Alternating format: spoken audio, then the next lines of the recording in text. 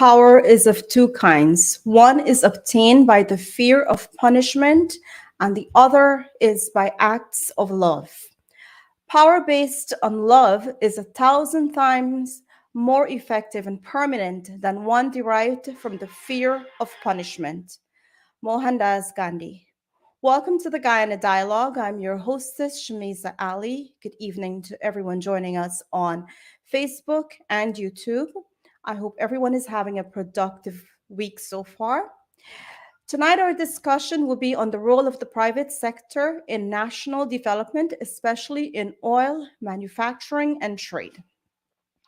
The Guyana Dialogue is being sponsored by a coordinating council of Guyanese based in the US, the UK, Canada, Guyana, and the Caribbean. Funding support is by well-known philanthropist Dave Narayan from Dave West Indian Imports. Please welcome my moderators for tonight, Dr. Tara Singh. Dr. Tara, welcome.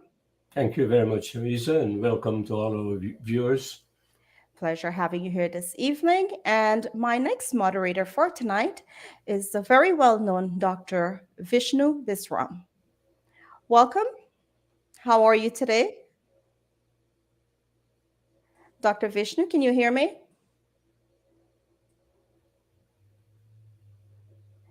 All right, we will now introduce our first guest for tonight. He is a financial and economic analyst who has been providing insights and analysis on Guyana's economic development, macrofinance issues, and public policy for the past 5 years. He is the holder of a master's degree in banking and finance with 15 years of professional experience in banking and corporate finance. Please welcome Mr. J.C. Bhagwandin. Good evening and welcome. How are you doing this evening? Good evening, and thank you for having me once again on this program. I'm doing quite well, and I trust my fellow moderators and yourself are doing well too in the diaspora. We are doing well. Dr. Tara, please go ahead. Thank you very much. Also note that Joel Bhagwandin is a commissioner of the Public Procurement Commission, and he also holds, I think he's the chief executive officer of a shore-based company in Guyana. And also he's the director of Ferex Professional Services, I believe. So as a young man, he is in charge of many companies or has multiple responsibilities. Today, we are going to discuss the role of the private sector in economic development. We'll focus primarily on the areas that you said, like the oil sector, especially manufacturing and trade. Now, we know that the engine of economic growth is really the private sector. Now, the PEP government never had a good record in the private sector going back to the 60s. The private sector always worked against it. And that is partly due to the fact that PPP had an orientation towards socialist principles. And that was anathema to the business community who wants a free enterprise system to flourish in. But after the liberalization of the economy in 1989 by President Desmond Hoyt, and the PP won the election, they realized they have to continue on this liberal path of free market reforms. So PPP began to change its approach to development and embrace what you call a non-capitalist, a capitalist path of development. And they begin to embrace the private sector. Now they have embraced the private sector so much, the opposition forces are out saying that they're in bed or collusion with the private sector. But we got to understand the private sector, the opposition parties, everybody got to understand private sector is the engine for economic growth. State cannot provide all the employment. State got to be the enabling agency, and the private sector are the people who are going to provide the growth. Now, it's my that's just a background. Our next, our other presented today, Mr. Timothy Tucker, who is the president of the Georgetown Chamber of Commerce and Industry, is currently with the president of Guyana at a meeting. Once he get time, he will call in. In the meantime, we'll begin with Joel Bhagwandin, and the first question I will raise with him, or to ask him, just a clarification. I know when the PNC, APNO AFC, got into power in 2015, after a few months, there was a formation of a group called the African Roundtable. And they didn't want to join with the Georgetown Chamber of Commerce because they want to focus mostly to get their own people to be involved in business. Do you have, I was trying to find if there's any history of that, if the organization is still functional, and if it's functional, what's impact is having on especially Black businesses? Um, Thank you, Dr. Tara Singh. Thank you for that question. If you would permit me, since the other guest is not on the show, if I could take the liberty to just speak to add some little bit more details on your background statement. And the reason for that is for the benefit of the Go ahead. viewers, the younger viewers, Mhm. where you correctly give a synopsis of our history before pre 1992, before the first PPP government. We were a centrally command state. What a lot of people don't know, you speak to the policies, the private sector during that era was pretty much non-existent or Mhm. illegitimate, right? Because of the law and the rules then, the economic philosophy, the political philosophy at the time, the political ideology at the time. And so, as a result of those socialist type policies, while it is arguable that the late LFS Borum was a visionary, he had very good policies, there is no argument there, but the implementation and a whole host of other things, resulted in a bankrupt state. That was the end result. And so when he died and President Hoyt took over, President Hoyt, wanting to move away from the Burnham philosophy and ideology, in addition to that, he really had no choice. Because of the state of the economy, he had absolutely no choice but to approach the International Monetary Fund for help. Now, the International Monetary Fund is, and this is education for the viewers and the young viewers, because I've had this conversation before and many people don't know the intricacies of these things. So I want to explain it for the young viewership to understand. The International Monetary Fund, together with the World Bank, are two institutions that were established post World War One and Two, and the reason for their establishment is to rebuild the the economies that were destroyed as a result of the wars.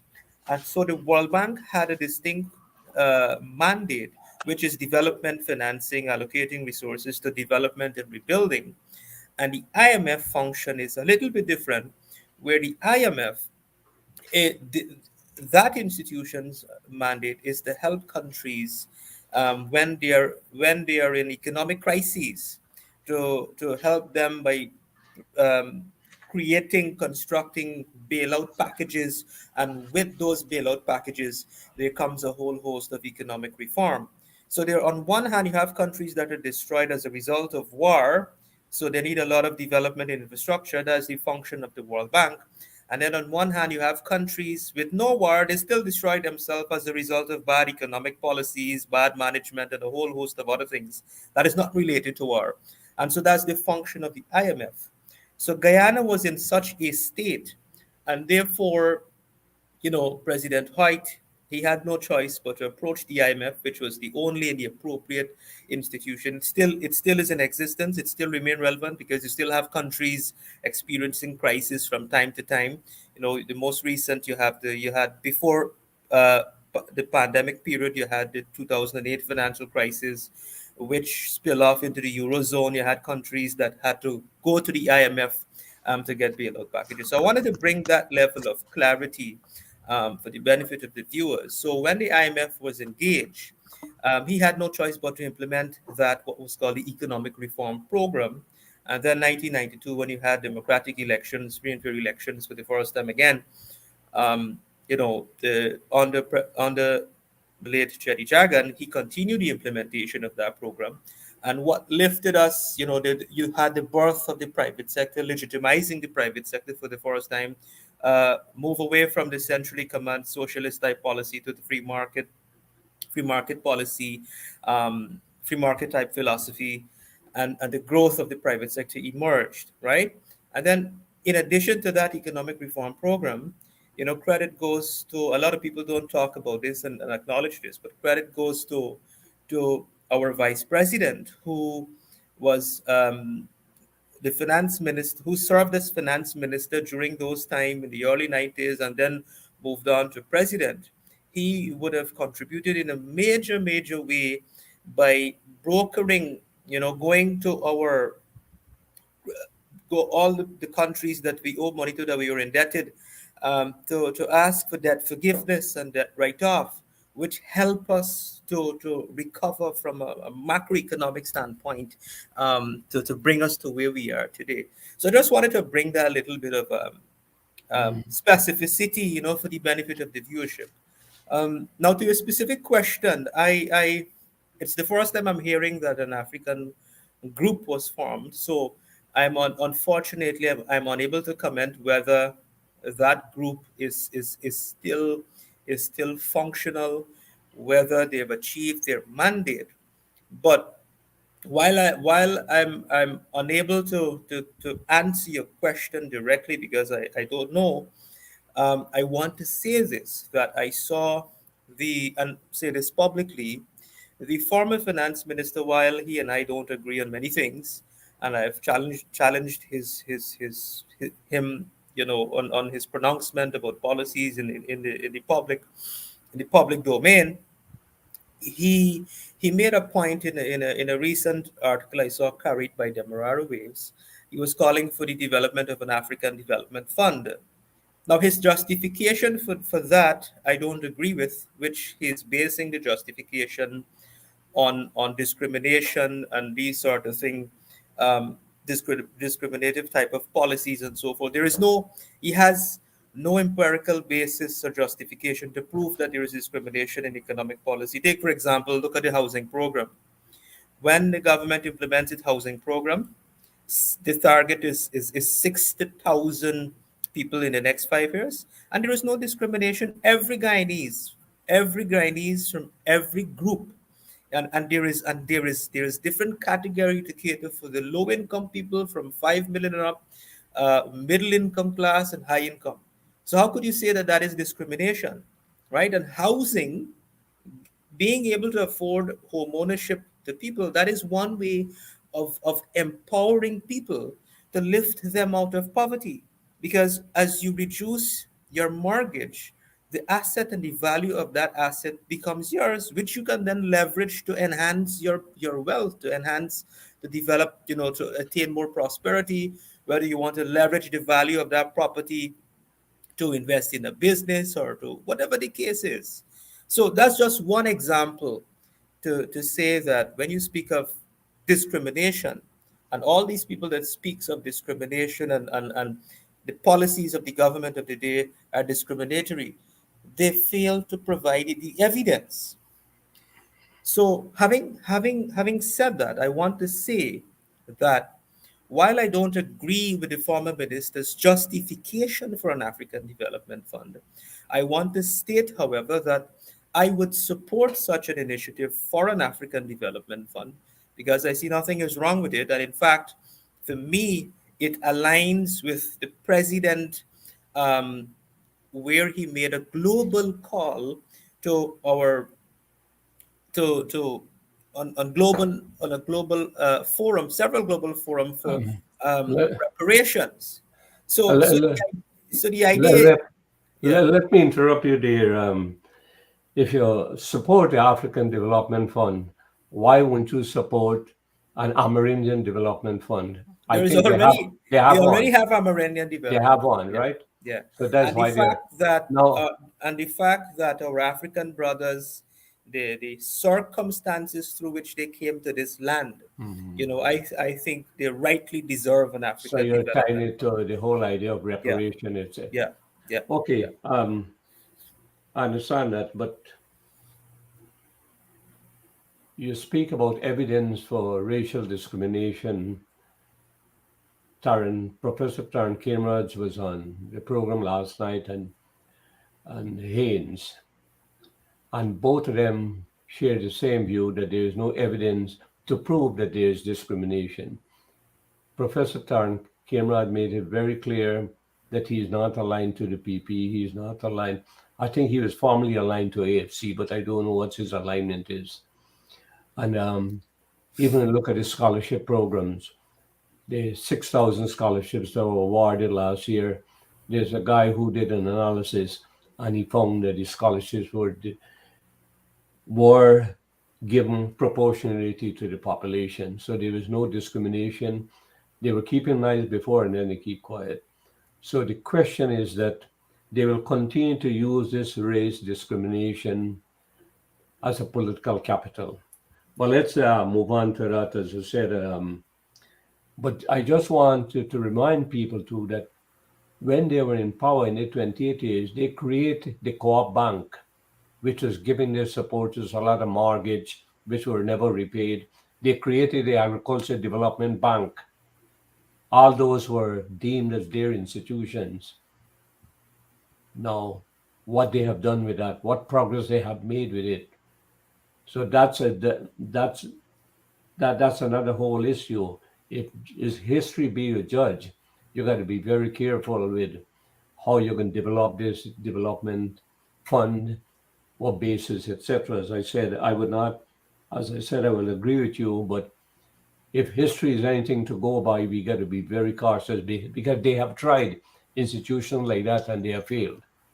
Now, the cooperative was supposed to take over from the private sector as a dominant sector in the economy, and that has failed miserably as well. So, those are institutions which they felt would empower the people, but in fact, it was never really properly conceptualized. You can change institutions, but you have to change people attitudes as well. You cannot make old laws the foundation for new moral development any more than the old laws brought the old system into being. So I just want to make the comment and let's go on to the local content. And then I'm going to pass it to Dr. Vishnu. Dr. Bar Jagdale has refused again to renegotiate the contract apart from the stability clause. And Minister Ramsden had a letter in the paper, I think was either today or yesterday, where he cited from a manifesto there was no promise that the PP made to renegotiate the contract. They said they will work on the administrative side to see what they can extract. Now, at his meeting in New York, Vice President Jagdeo said through the administrative expansion that they did, they were able to get this local content as one advantage. And he said the value of local content now is about 750 million per year. Those are the figures he provided. Now, you have been studying this to a large extent. And still, there are some complaints about local content.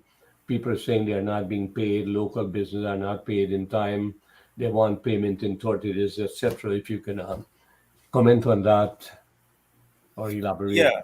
So, so in the news, you would have read that I was part of a meeting with the private sector leaders, with the Ministry of Natural Resources Minister Vikram Bharat and his team of technicians.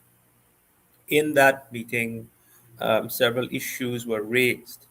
Um, the thrust of that meeting, though, or the key takeaway from that meeting is, yes, you're going to have these challenges, but there is a commitment on both sides on the part of the government and on the part of the private sector to continue to work together to resolve these issues. So all these issues that you see, coming up into the press, they're real issues, but what is important is that they're being dealt with. On the part of the oil companies, the ExxonMobil, EEPGL and their co-venture partners, and the tier one subcontractors also, there is a recognition that they also need to work together to achieve the the goal of local content, to achieve the mandate and the development mandate that are enshrined within the spirit of the Local Content Act. So the fact that there is a willingness, there is an alignment to work together and to find solution for these issues, that is a step in the right direction. On the bigger picture, where you speak of the contract, renegotiation of the contract, and you're absolutely correct. Minister Ramson is also absolutely correct. I've read the manifesto myself, and uh, people are saying, critics of the government are saying that they promised renegotiation. The government never promised renegotiation of the contract, and there are many reasons, political reasons, um,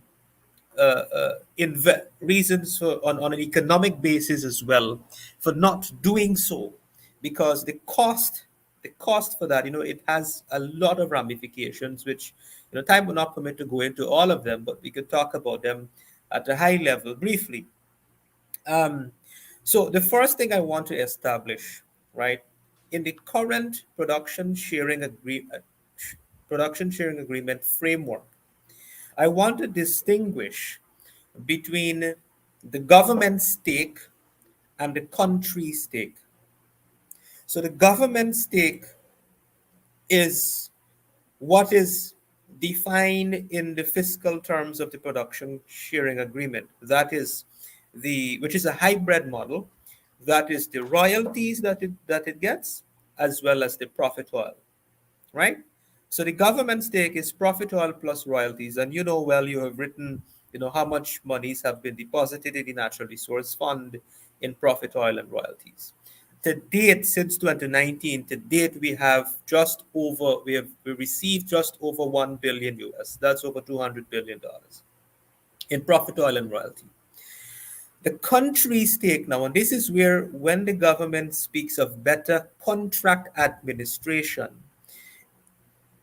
the country stake is the government stake plus what the government is able to achieve, not just through local content, by maximizing value through local content, spend in the economy for businesses to benefit, Guyanese professionals to benefit, but also getting the companies to finance certain development, transformational development from cost oil, for example, the gas to shore project. So there is local content where the value of that, if you look at the numbers from 2015, local content spent in country when we had almost zero capacity was 2 million US dollars, right? Up to the latest figure that I have, 2021, it moved as the country built up capacity, and this is before the enactment of local content, has moved from 2 million US dollars to 200 million US, over 200 million US, right? So with the Local Content Act now being in place, and the private sector now becoming more and more conscious, and making the necessary investment, actively looking for partnerships outside of the country, with their regional counterparts, international counterparts, building their capacity, that in country value in terms of local content spend for local businesses will increase proportionately. So the country stake, as a result of better contract administration, more spend from local content perspective, more spend from cost oil to finance development projects such as the gas to shore. That is how we're going to be able to maximize more in the current framework of the production sharing agreement. Okay. Let me just ask you this quick question before I pass on to Dr. Vishnu. How does I am speaking to you in your capacity as a private sector executive? How does the private sector view the renegotiation of the oil contract? That's a very good question. Now, the private sector position is very clear. The private sector position is that we support respecting the sanctity of contract. Now, why is this so important for the private sector? I can give you several case studies of contracts outside of of the oil contract. Contracts when there was a transition of government in 2015, private sector contracts that were affected. Companies, investors lose hundreds of millions of dollars because they had an application in there. Their applications were not looked at. They had an existing contract. Contracts were being relooked at, and things like that. And there's several. I don't want to. I don't want to call to name companies Okay. All right. I'm going to ask pass on now to Dr. affecting Vishnu to make his contract comments and then any on a further bigger clarification. scale. When you want to, when you let me finish. Okay, go ahead. Hello. Go ahead.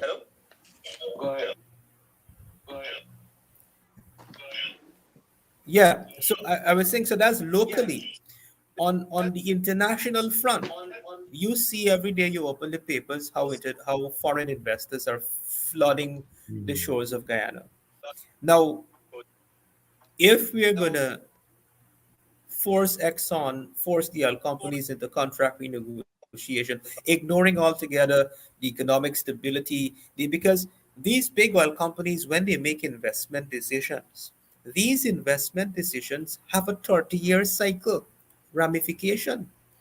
Nobody is talking about these oil companies were investing money for the past 20 years. They were pumping capital to explore and find oil. And so their investment decisions are based on a 30-year trajectory, which is beyond the political life cycle of a government. The life cycle of a government is 5 years. And therefore, if you're going to have that, is the importance of the stability clause, because these companies make investment decisions to the tune of billions of dollars, 10 times or 100 times greater than the entire GDP of a country. And therefore, stability is important for them because they can't make a multi-billion dollars investment decision that is going to be subject to political risk every 5 years.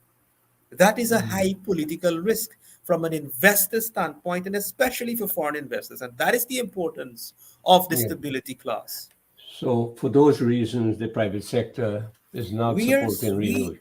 All right. correct, yes. Thank you very much. Now, Vish, for your comments and then your questions. Dr. Vish, Yeah, thank you. Dr. Vishnu. Let me commend Joel for that introductory background on the economic recovery program. Not many young people, in particular, are familiar with the fact that the private sector was decimated between 1968 and 1990. With the economic recovery program, the economy was brought back to life in 1990 through the private sector. Um, at which point in time, over 80% of the economy was in the hands of the state, and the private sector resuscitated the economy that was growing negatively. In fact, Guyana's economy, um, I think, declined to a quarter, a fifth of what it was at the time of independence. Professor Ramesh Ganpat has figures on that in his two seminal works on Guyana's economy. So I think that was a very good introduction. This question about racial ethnic discrimination in Guyana has not been proven. You have Winston Jordan and others are making a case that African Guyanese are being or were discriminated against. But as Dr. Tarasin pointed out, years the government they nationalized owned over 80% of the economy. During that period of time, they controlled the banks. And then there was the co-op bank as well as the agri bank, which gave out loans based on ethnic discrimination. There was favoritism towards the supporters of PNC. Both banks went into bankruptcy. Um, in addition to that, there were ethnic favoritism in and doling out of lands and for agricultural purposes, as well as machinery and fertilizers. It just failed. The country grew negatively in food production. As we all know, at the time around mid 1980s, Guyana was in starvation mode. Um, Now we come to the issue of local content. One of the problems or has been this of local content benefits across the board. There have been complaints, and I have received so many when I was in Guyana. As you know, I go there regularly to kind of polls, and businesses are complaining that they're not getting these benefits. It's not filtering down to them, and rather only a few companies, the major companies, benefit. It's the major giant private sector companies.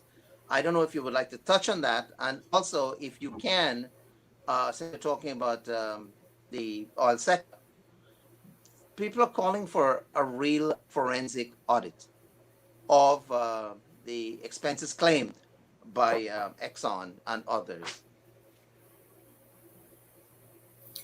Um, That would be I my don't. input.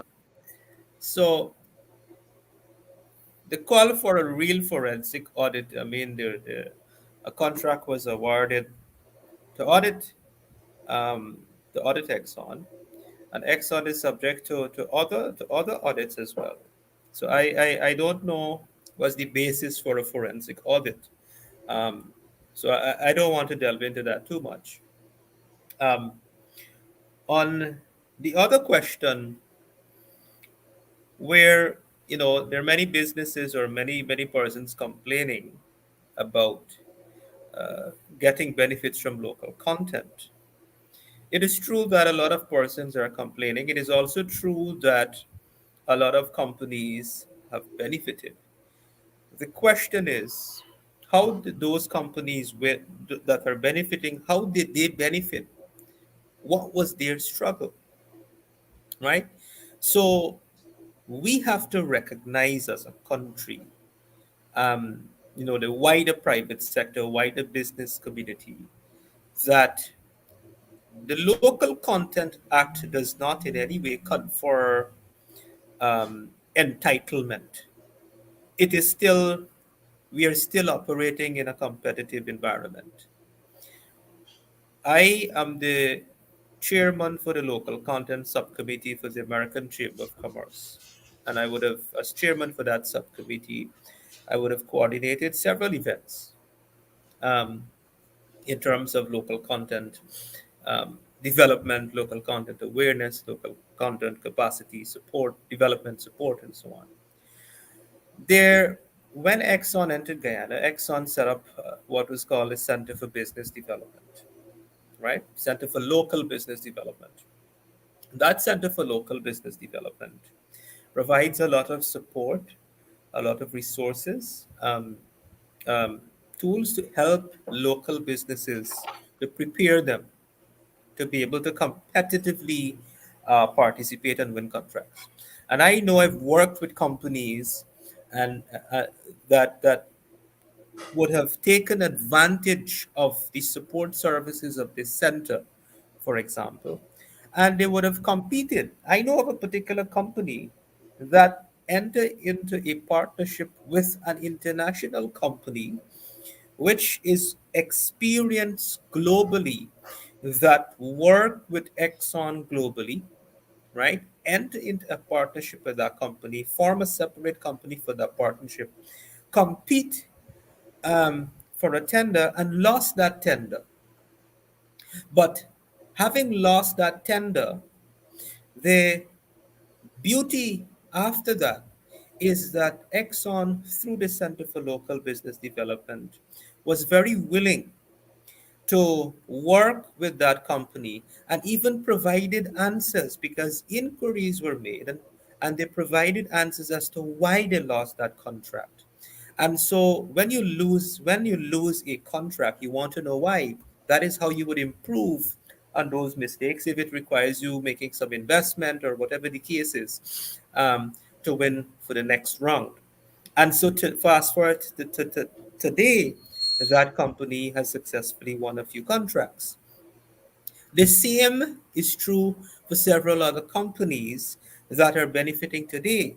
Now, people are seeing that these companies are benefiting, they're getting all these big contracts, but they do not know the investment that they have undertaken, the risks they have undertaken, the work and resources they have deployed to prepare themselves to be able to participate.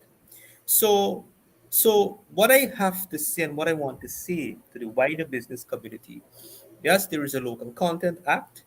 It does not give you a monopoly. It does not give you a sense of entitlement. You still have to operate in a competitive environment. It means you're going to win some, you're going to lose some, and that is what is happening, and that is normal in business. And so we have to undertake a change in our mindset. We have to undertake a change in our culture, business culture, and make the necessary investments to build our capacity and become Do, more competitive. would you support set asides for people, companies that are disadvantaged? Because in Guyana, the playing field may not necessarily be level for all business people. Some got more resources, some have less. And would you like set aside at a certain contract, say below a certain amount, should be given to these disadvantaged companies who were never given. Let me give an example. Like in New York City, there are lots of vendors who complain they are not getting contracts with the city. So what the city does, they allocate certain up to a certain amount.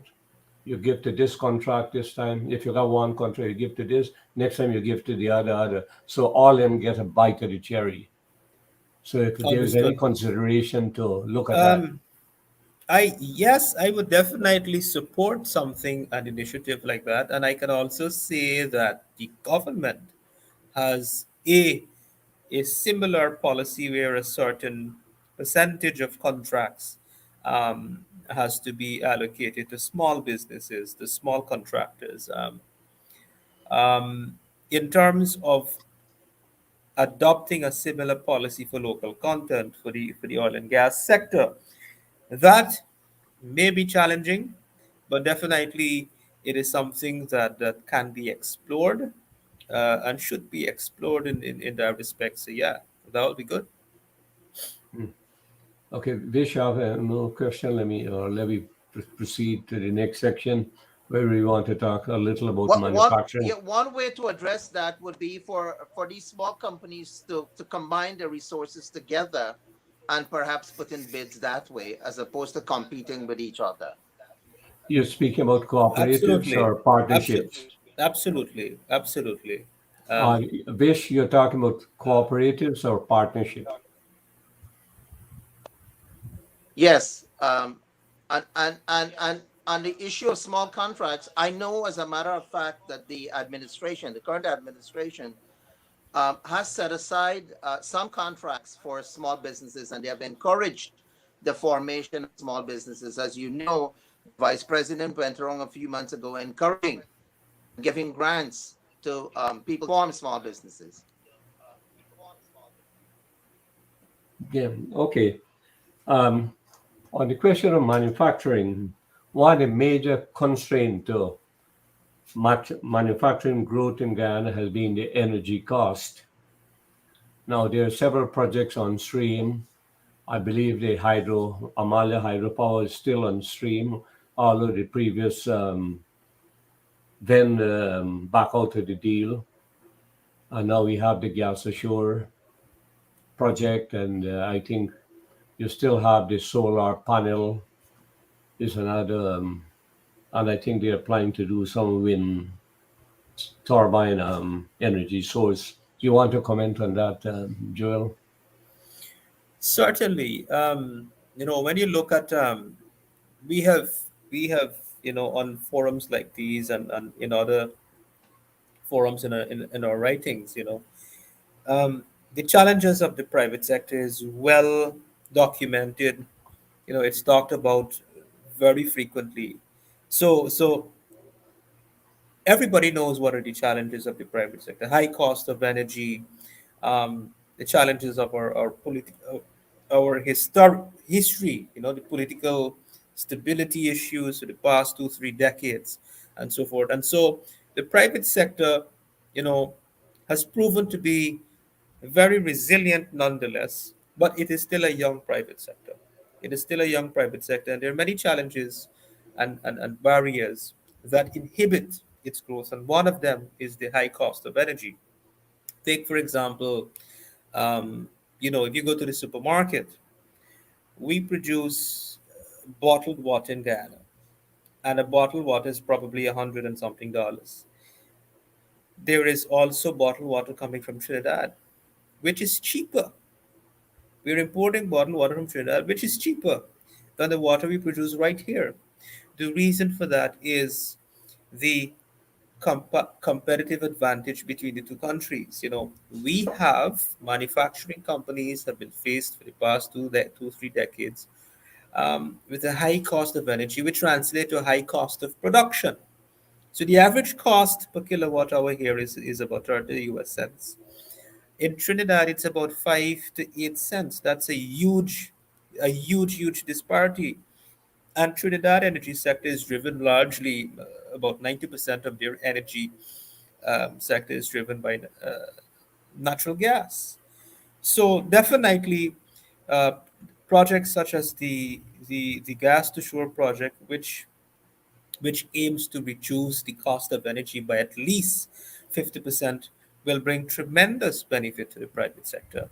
Up to today, I received a call from um, an ambassador, one of our ambassador, who was sharing with me the that there is this huge appetite, there is this huge interest of the big companies, big manufacturing giants looking to come to Guyana, looking to all they need is land, they have the capital, looking to set up assembling plants, manufacturing plants, building industrial parks, and all of this would be facilitated and become competitive and sustain within a sustainable development model on the back of cheap energy. So these projects are important. The results that they intend to deliver when they're implemented is important to help to drive the private sector, attract more investment, make the manufacturing company more competitive. And so that's how we can guard against the Dutch disease as well, the infamous or the paradoxical Dutch disease, economic diversification. If you don't deal with the energy problem, the other sectors can't develop, would not have the incentive and the competitiveness to development and make the necessary investments. I know that the private sector is focusing only on their business. Do they have an opinion on corporations run by the government in terms of efficiency? I'm speaking like the Ghana Sugar Corporation, for example. Would they have a view how the sugar corporation should be best be managed? Well, Okay. the the from the BSO standpoint, from the private sector organization standpoint, there is no coordinated, definitive position. But the broad position is, we are not oblivious of the fact of the political sensitivity of the industry. We're also not oblivious of the economic impact of the industry. Um, from a private sector standpoint, yes, the idea of privatizing the sugar industry is the sustainable way to go for the going forward. But because it has been so badly, it was already in a bad state, and then to go against your own commission of inquiry recommendations. If we were to go back a little bit, the commission of inquiry, which cost taxpayers $50 million to produce, which was headed by Dr. Clive Thomas under the previous government, never recommended the closure of any of the sugar estates. In fact, Dr. Thomas presented a number of recommendations. One of which was he recommended before any decision is taken, he recommended further studies, such as an economic and social impact study, which was not done. He also made several recommendations on diversification options to diversify the revenue base of the entity, which he also recommended further studies to implement them. Those were not done. What was done was a cut and paste so-called white paper produced by the then Minister of Agriculture, taken to Parliament, and then and then shut down all these estates. So it made it much more difficult now to attract private investment into the entity. And I would have made the case, um, when I look at the books, the financials of the enterprise, I would have made the case Gaisuku has a lot of the debt on the books are monies owed to the Guyana Revenue Authority and NIS and so forth. So one of the recommendations I made was for the government to write off, to convert that debt into equity, write it off so that you clean up the books. Because if you want to invite private um, investment, then you have to clean up the books to make it attractive. Because the estate of itself, the factory of itself, take for example Wales, is no good. Wales can't come back. So you got to do some sort of cleaning up of the books, some sort of writing off some of those that convert it into equity in order to attract private investments. However, through my consulting practice, I can tell you there are several proposals of many people with an interest. So there is an interest from private investors to do things with some of the estates. But of course, the government have to evaluate their options carefully, evaluate all the proposals before them carefully, before they in order to make an informed decision. So I would say, in the given circumstances, I think the government is doing the right thing. In the meanwhile, it is necessary to keep the entity going in as it is, keep giving that subsidy in the annual budget until these proposals that they have before them to transition the entity, whether it's through diversification, whether it's through private investments, a combination of them, over a period of time. Okay. Bishop, I have a question. Um, yes, Go ahead. I do have a comment. The Dr. Singh asked about manufacturing in the private sector. The government itself has not been involved very significantly in manufacturing. In fact, it has divested most of the manufacturing business over the years. I think the only one going is what Joel just mentioned, Gaisuko, which has been a disaster under government and the preceding governments as well, not just the PPP administration. Gaisuka is a very difficult enterprise to manage. Certainly, it is not a business that should be closed down because a large number of families that depend on it. Many people just see it as a money losing enterprise. I don't. Um, the private sector um, is largely involved in servicing as opposed to manufacturing. And encouragement should be offered to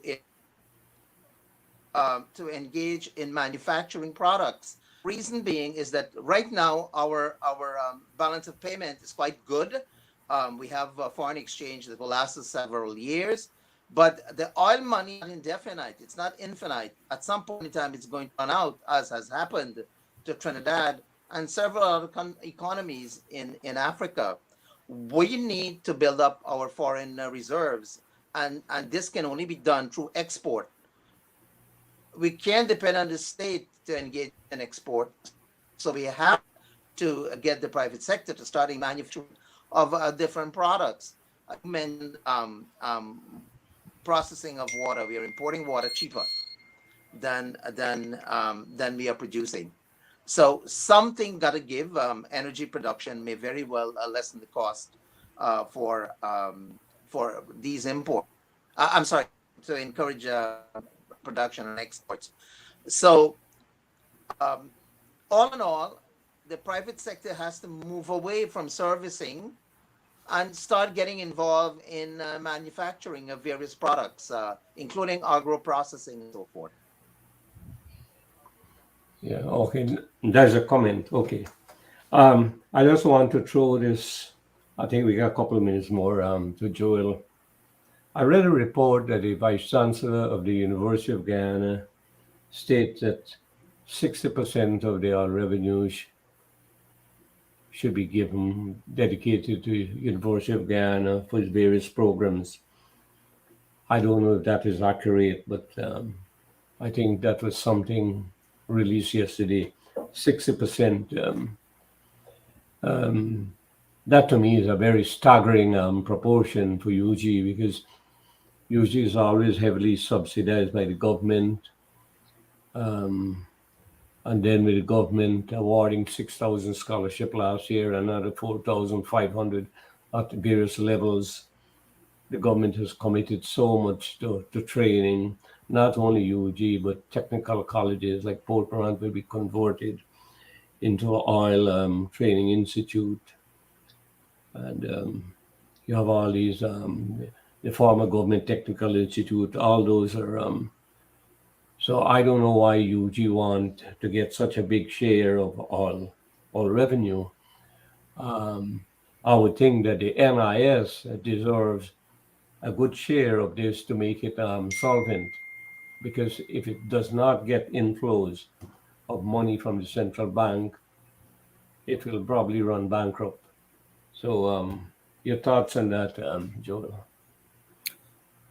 When we speak on numbers, we have to we have to do our calculations, right? 60% of $1 billion so far is 600 million. Um, six More than half a billion US dollars for one sector. But we got to put uh, that the idea of that comment or the thrust of that suggestion into context. And the context that I want to put it in is that, you know, it would have had some meaningful relevance if there was no agenda of the government of the day, no strategic vision or objective of the government of the day to overhaul the education sector in general and to invest heavily in education in general. And so when you look at the broader strategic agenda for the education sector, um, a 60%, but I don't want to comment too much on the 60%, but I want to speak to the thrust of it. Um, there is a need, prior to leading up to the elections, right before his government was elected, I would have appeared on many, many um, discussion forums like these, where we would have evaluate manifesto promises, and what are our thoughts in terms of um, the economy government should focus on. And my position on education is that we need to overhaul the education sector. When I say overhaul the curriculum. The need, the future job market, the future corporate market, the future skills, are not what we are accustomed to today. We have to look at a competence-based curriculum versus a knowledge-based curriculum, right? We have a heavily focused knowledge-based curriculum. We need to evolve that, need to overhaul that to more of a competence-based curriculum. And when you look at Singapore, these countries are way ahead of us in terms of what they teach in nursery school, the level of curriculum that they teach in nursery school versus what we teach here in nursery school. And to my pleasant surprise, in Singapore, for example, they've introduced coding, different ways of teaching coding through games or innovative ways at the level of nursery school. And this was something I stumbled upon when I was looking at different countries, how they developed before the government was elected on election period. And I'm pleasantly surprised to hear not so long ago that the president, His Excellency, announced that we're looking at introducing coding, you know and I'm aware that right now the government is looking on a broader front, l- looking at the entire curriculum, to overhaul the curriculum from from nursery, primary, right up to tertiary. So that is a process that is ongoing and must be acknowledged and must be commended, that the government is recognizing this and taking steps and making investments. To overhaul the curriculum from nursery to tertiary is not going to be an overnight process. It's going to take a Yeah. long time. It's going to All take right. a few years. Yeah. Then Thank you very much. one other point, Dr. Singh, then the government also made a commitment that by 2025, they want to make tertiary education free to the people.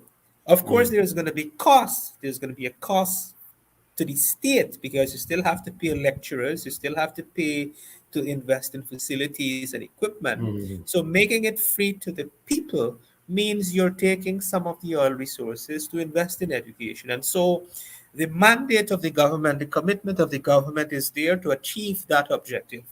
Whether 60% of the oil fund for that is practical or not, that's a different matter. Okay, thank you. Vish, you want to make your final comment? Dr. Vish, you want to make a final comment? Um, yeah, okay. The only point I make is that education is critical for development. Um, the Southeast Asian tigers would not have become what they are today unless they had invested huge percentage of their budget on education and health. China did the same, and Prime Minister Nehru in India also committed significant resources in tertiary education in India, especially in high tech. Joel is right. It also depends what you're spending money on. You have to focus money on this new economy, this blue economy or this oil sector economy, but you cannot neglect agricultural sector, which is very, very critical because once your resources run out, oil is not forever. You need a backup, and we have seen Trinidad, for example, they're running into great difficulty in funding their economy. So, all in all, we must focus on education. I believe there is need for a tertiary institution in Essequibo, which has been lacking one historically, and we should focus on the technical, scientific STEM subjects so as to encourage and which will promote development in the country. Okay, thank you very much. I think we have come to the end of the time, and I'll ask the host to do the necessary rituals at this point. I like that, Dr. Tar. Necessary rituals. Um, Listen, at the end of the day, we can go back and forth. We can speak about who is treated wrong. We can speak of discrimination. The facts are the facts. We're not going to go back and look at what, has happened. We're going to look towards the future. And that has been my message almost every single week on this program. Tonight, before we leave, I would like to ask Mr. Bhagwandin to give us his closing remarks. Well, closing remarks is always the most difficult to come up with. So what I want to say is that, now is that given that this is a diaspora forum, I want to say to the diaspora, you know, now is the time to come back to Guyana in whatever form. Coming back doesn't necessarily mean remigrating, but coming back means come back to do something meaningful, invest, um, build that retirement home or whatever it is. There's so many endless opportunities. On the policy front, we have a government that understands the importance of the private sector. We have a government that understands, that is a business friendly government, and therefore you don't want anything better than that. Because the main job of the government of the day is to create that enabling framework, that in the enabling environment, so that businesses could prosper, right? At the same on that's on the policy side, and at the same time building the infrastructure, investing in the infrastructure, the physical infrastructure, the social infrastructure to support the growth and development of businesses. So that is my closing remark. Um, Uh, I do have a Thank you. question that I would like to take. Thank you very much for your closing remarks. We were going to wrap up, but I do see a question from MC Bondi Mistral. He says, "My question is, why is it so difficult that Guyanese living in Trinidad face serious problems with getting residence on?" Um, Many time there is call for official to address that. Now, I know that is not relevant to what we're discussing tonight, but uh, Mr. Bragwood, are you able to shed some light on that? I'm not aware of Guyanese living in Trinidad having difficulty with residence here. I have relative, cousins who were Guyanese living in Trinidad for some time, and they're back here in Guyana working. So I'm not aware of any such issue, and if there Okay. is, I can't speak to that. Well, thank you for letting us know. And Mr. Tonight, our topic was not on that. I do encourage our moderators maybe to bring up a subject if it's necessary. In the meantime, I would like to ask a question. Can you tell us, because I do see one of our viewers asking about it earlier, can you tell us if there was a possibility of a renegotiation of the contract by the PPP, the Exxon contract, that is, and if there was, what did we miss? Um, I think we, proponents, we're losing focus. The question is not if there is a renegotiation or what are we renegotiating for, because if you read the textbooks of 2 decades ago, they teach you in those textbooks that of a shareholder value approach to business, where businesses make decisions only for the value and the benefit of shareholders. We're in an environment now where the corporate world has recognized um, the value and the contribution of multi stakeholder groups. And so there are many stakeholders involved with respect to the production sharing agreement. There is the shareholders, there is the company of itself, its employees, there is the US government because it's a take Exxon, which is the majority shareholder. It's a US multinational, and so the US government is a stakeholder. The US taxpayers is an indirect stakeholder. The Guyanese people is a stakeholder. Guyanese taxpayers is a stakeholder. The Guyanese private sector is a stakeholder. Foreign businesses, foreign investors is a stakeholder. And so when we look at the contract, what it is today, we have to take all these into consideration. We have to take into consideration the dynamics of the environment. Now, what did we miss? Now, when the contract was first released to the public sometime in 2017, I was one of the first analysts. The first I started writing in 2017. I believe the contract was released late 2017 or early 2018, if I'm not mistaken. I was one of the first to criticize the contract in terms of highlighting the loopholes. And the popular ones is the lack of ring fencing and the profit sharing model and so forth. Now, the first contract that was released, then it was missing, the entire contract wasn't published. It was missing the annex. The annex, this is now public. The annex now, Annex A, B, C, has more details in terms of the application of the formula, in terms of what is cost, oil, and so forth, so that you could use that information to do deeper analysis. At the time when that contract was released, there was only so much um, discoveries, right? Today, fast forward to today, let's speak of the popular one that is getting a lot of attention, the ring fencing. Let's talk about ring fencing. Ring fencing simply means if there is 5 wells being drilled, out of this 5 well, you might come up with a dry well. And so the exploration cost on the lower end is around 16 million US, and the higher end, depending on the depth and a whole bunch of other variables, factors, the cost varies. So on the higher end, it's about 100 million. So if you have a dry well, now typically in other parts, in other fiscal regimes, those dry well, it's ring fence, where the cost is treated as a sunk cost in finance, meaning you can't recover that. In Guyana, the one we have, it does not cater for ring fencing. So if you have 5 dry holes, the company could recover the cost for that, which is supposed to be a loss for them. Now, we have to now take things into perspective and in hindsight. 7 years later, or 5 or 7 years later, we have to take the Stabrook block. We have 33 wells so far. Out of these 33 wells, we have 3 dry wells, and we have 30 commercially, economically viable wells. This 30 uh, viable wells accounts for the estimated 11 barrels of oil, right, as recoverable crude. These 3 dry wells, if we take the higher end of the exploration cost, which would have been sunk cost if we had ring fencing, is $300 million.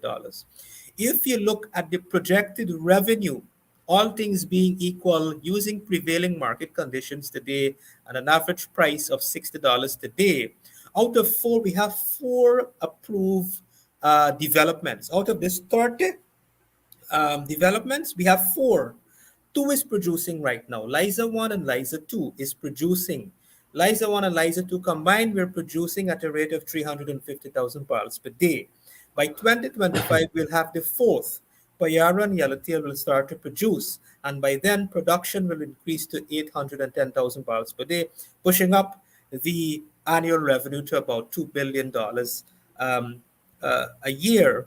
When the capital cost is recovered for those 4 projects, right? So you don't have the capital cost anymore from the 75%. So you have a higher profit share, right? So it will peak around, all things being equal, around $5 billion based on my calculations, around 2026 with the 4 projects. Now, the revenue from 4 out of 30 commercially viable projects, again, all things being equal and using $60, towards the end of their productive life, those 4 projects accounts for 2.64 billion recoverable crude out of 11 billion. That's about 24% of the discovered proven reserve. The revenue that we will get cumulative is $177 billion. So far, 300 million as a percentage of our total revenue from these 4 commercially viable projects is less than 1%. It's 0.17%. Now, if we continue to explore and we still only have 3 wells, and we have another 10 economically viable discoveries, then the cost for those dry wells will be less than 0.117%. So what am I saying? what we have missed in this renegotiation, we keep harping on a narrative, but no one has taken the time to analyze the production sharing agreement, analyze the production, the project economics, to understand what is the impact, what would be the impact of these loopholes that we're talking about. And in hindsight, based on these successful discoveries, the impact is very, very low. And in fact, it turns out to be an advantage for us because of where the world is going in terms of climate change policies and all of that.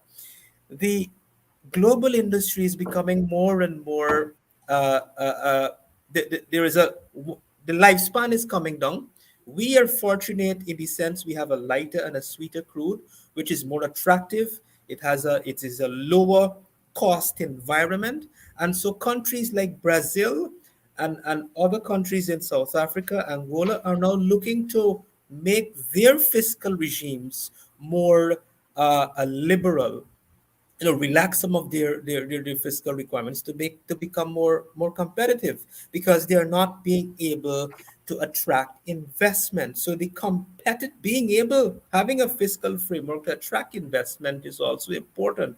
And so these 5 years ago, what we have been saying are loopholes and is bad for the country has actually turned out to be a good thing for the country, and that is the fact, right? Wow.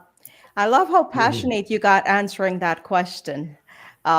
I promise next time you're on, I'm going to get more questions like that for you. I love to see how you just got passionate about it. But with that said, I do want to thank our viewers for being here this evening. Thank you to our moderators, Dr. Tara, Dr. Vishnu Visram, for being here, and to you, Mr. Bhagwandin, for being here this evening. Until next time, this is the Guyana Dialogue. Have a Thank Thank pleasant you. you. evening, everyone. Thank you. Thank Bye-bye. you. Thank you, Joel. Thank you, Thank you. Dr. Thank you for Vish. having me. Thank you, Shamisa.